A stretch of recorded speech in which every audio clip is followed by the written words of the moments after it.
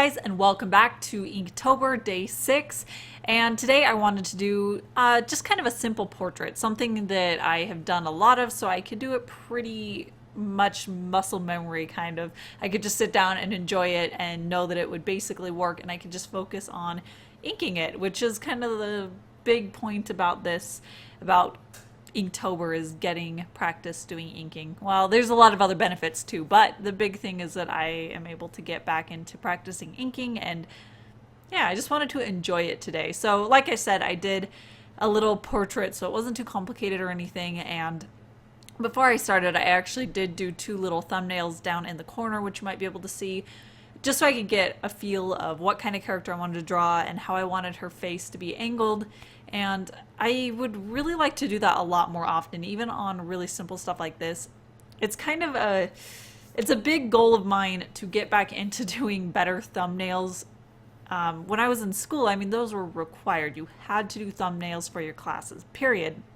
I mean, it was always part of your grade where you had to turn in a certain amount of thumbnails and then you could move on to the next step. And after I've graduated, I've kind of faded away from that, from actually doing art in the way that I really should be, especially since thumbnails always end up with a better finished piece. I have always had a better finished piece whenever I do thumbnails. So yeah, I would like to try to include that maybe in my goals for Inktober, is to do a quick little thumbnail for most of the days. I know that some of them I anticipate just kind of inking sketches that I'm working on, and they're a lot more flow of consciousness where I'm putting stuff down and then I can ink it. So all of them may not be something that I am putting much forethought into necessarily, but when I am, like today, I would really like to make sure that I'm doing even a very quick thumbnail to make sure that I just have the placement and the composition and the values, if I'm using any, figured out before I get into it. But yeah, for those 2 little thumbnails, I ended up going with the top one, and I really like the bottom one, so I might draw her again later in the month when I have a little bit more space between doing 2 very similar looking portraits. But I would definitely like to revisit that, and it would be kind of fun too, because I did this one relatively soon into Inktober, so if I do the second one farther into Inktober, I can kind of see how I changed and how I've gotten a little bit better at inking. Hopefully, that's the goal when I do that, because it'll be pretty similar, so I'll be able to see those mirrored techniques that I would be using. When I was working on this, though, there were a few areas that the ink got away from me a little bit, and I think that just kind of happens sometimes when I'm doing traditional inking. But around her chin, I did it a little bit, like the point of her chin was a little bit off center, so it didn't quite look symmetrical with her face. So through the inking, by really thickening that line up, I tried to shift that point over so that it was more in line with the center of her face, and it did solve that, and it ended up as a really thick line, which I was okay with, because I'd rather have a really thick line with the chin that looks like it's where it's supposed to be than have a weirdly shaped chin and have it thinner lined. So that's a method that sometimes I use when I put a line a little bit in the wrong shape or the wrong area. I can just thicken the line so that it slopes the way that I want it to. But the biggest thing that I do have to make sure that I pay attention to when I do things like that, where I have it really, really thick in areas like around her chin, is that I need to mirror that elsewhere within the piece, because if it's only in that one area, it will not look right. You need to make sure that you have the line width as something that's really continuous throughout the whole piece. So if you have areas that have lots of really thin, fine lines, you need to find other areas within the piece so you can mirror it so that it all flows together and it looks like one cohesive piece. So for this one, I did try to find a few areas where I could put much darker elements to it. So like I said, it was around her chin, and then I added a little bit of like an indication of a shadow under her jawline.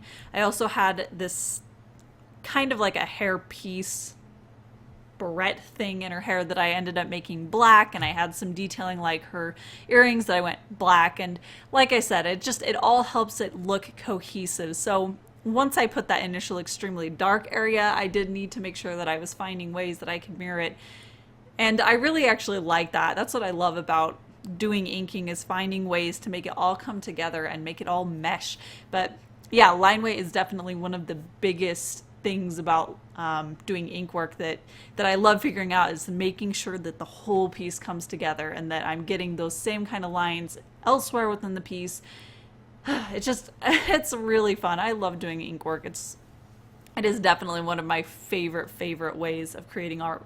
But like I mentioned how I have really thick areas, I also didn't want to make sure that I had really thin areas too, because I had some more thinner kind of strokes within her hair to help define the shape that it was flowing in. So down in her clothing area, I had much thinner lines that also had kind of that same curve to it a little bit, so it mirrored it and just kept the eye moving around it and looking for those similar details in ways that it could find it.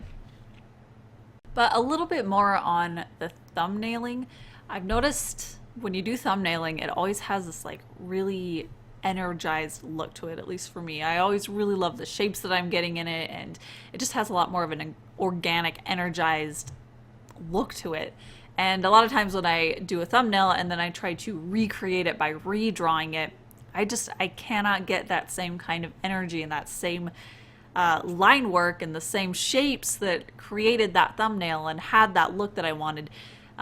So a lot of times what I actually do is I'll just take the thumbnail itself and then I will enlarge it to the size that I will be working on, and then I just do a sketch on top of that and refine it further. And it works really well when I'm working digitally, because I can just obviously resize it really easily and quickly within Photoshop. But in more of a traditional sense, I still actually really like doing it, or at least I used to do it a lot in school. I haven't really done it in a long time, but I'll usually just like take a nice scan of it, blow it up in Photoshop, print it out the right size, and then I can work on top of it.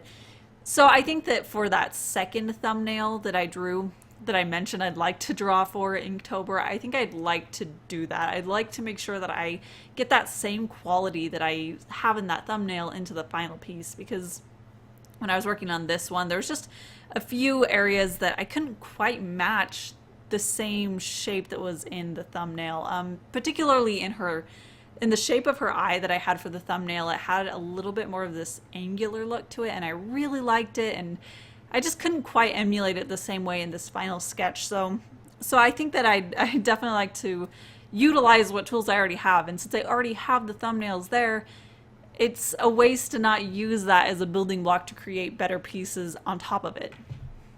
And this is actually the point that I was most looking forward to while I was working on this, was getting to the point where I could start adding values. I just think that traditional pieces that are completely monochromatic like this are just so beautiful. I love looking at them. I love creating them. I don't know what it is about just having no color there, but it's just, I love that simplicity and the values, just having raw values down. I think it's gorgeous. I love looking at art like that. I love creating it. I love doing it. But yeah, so I was really looking forward to that point. And also it's always just, it's so satisfying to have a really sharp, clean line work and then to move on and add value. And it just gives it so much depth to the piece. And that's what I love. I love this like incremental steps of creating a more realistic, a more in-depth piece. So when I could finally get to the point where I was adding values, it just felt like she was really coming to life and this piece was turning into what I was hoping it would be. But sadly, all of my gray Copic markers are actually pretty much dead, which is very sad. I must have used them a ton when I first got them because they've been dead for a really long time, and I haven't quite wanted to buy the ink refills yet, but now that I'm working on this, I'm kind of starting to think that maybe I should buy at least a couple of the refills, because working on this one, I did actually have this lavender gray marker that was really desaturated and it worked pretty well for that, and I had one, it was a C6 marker that still worked, and that was the darker value. So I did have these two different gray values, but there were only two of them, so I couldn't really get really in depth with the different values that I was creating with the grays. And I think that that would be a great opportunity in Inktober to be able to really explore just raw values, no color, just as gray toned values. So I think that I definitely will get at least a couple more of the refills so that I can actually get more use out of those markers that have been sitting in a drawer, very sad, for a long time now. But yeah, I love that. I'm so excited to really get into using values. So today I was working Copic markers, but In future pieces, I think I'll definitely be doing a lot of ink washes because then I can really get a lot of variety and I can get exactly the value that I want for those. But today I was a lot more limited since I was using only the markers that I had.